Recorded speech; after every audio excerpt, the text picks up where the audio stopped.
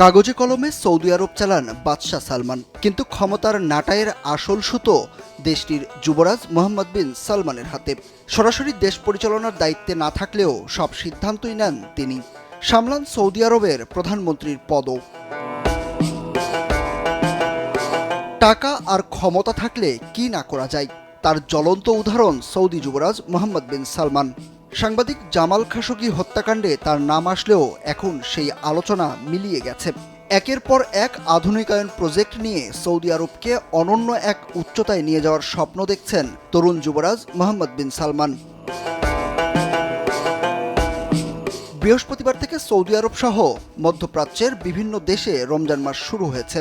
এই মাসে মক্কা ও মদিনার পবিত্র দুই মসজিদে নামাজ আদায়ের সওয়াব বহুগুণ।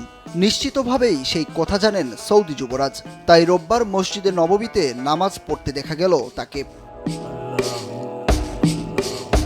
প্লেনে করে মদিনায় আসেন সৌদি যুবরাজ, তবে তিনি একা নন। একদল উচ্চপদস্থ কর্মকর্তাকে নিয়ে হাজির হন মহানবী হজরত মুহাম্মদ সাল্লাল্লাহু আলাইহি সাল্লামের স্মৃতিবিজড়িত মসজিদে নববীতে। এদিন সৌদি আরবের ক্ষমতাধর যুবরাজ ও প্রধানমন্ত্রী মোহাম্মদ বিন সালমান বিন আব্দুল আজিজকে মসজিদে নববীতে নামাজ আদায় করতে দেখা যায়।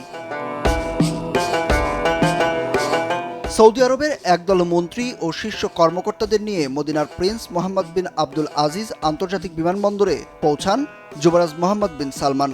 এ সময় তাকে স্বাগত জানান আল মদিনা আল মুতাওয়ারা অঞ্চলের গভর্নর প্রিন্স ফয়সাল বিন সালমান বিন আব্দুল আজিজ। এছাড়া উপস্থিত ছিলেন আল মদিনা অঞ্চলের ডেপুটি গভর্নর প্রিন্স সৌদ বিন খালিদ আল ফয়সাল। আল মদিনা আল মুতাওয়ারা মসজিদে নববীতে পৌঁছে নবীজির রওজা শরীফে নামাজ আদায় করেন সৌদি প্রধানমন্ত্রী যুবরাজ মোহাম্মদ বিন সালমান। পরে মহানবী হজরত মুহাম্মদ সাল্লাল্লাহু আলাইহি সাল্লামের স্মৃতি বিজড়িত মসজিদে কুবায়াও যান তিনি। সেখানে গিয়ে তাইয়াতুল মসজিদের নামাজ আদায় করেন সৌদি যুবরাজ। দুই মসজিদে নামাজ আদায় শেষে আবার প্লেনে চড়ে মদিনা ছাড়েন তিনি।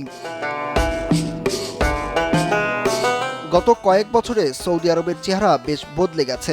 সবুজায়ন থেকে শুরু করে বিনোদন কেন্দ্র ও নারীর অংশগ্রহণকে সামনে তুলে ধরছে সৌদি আরব।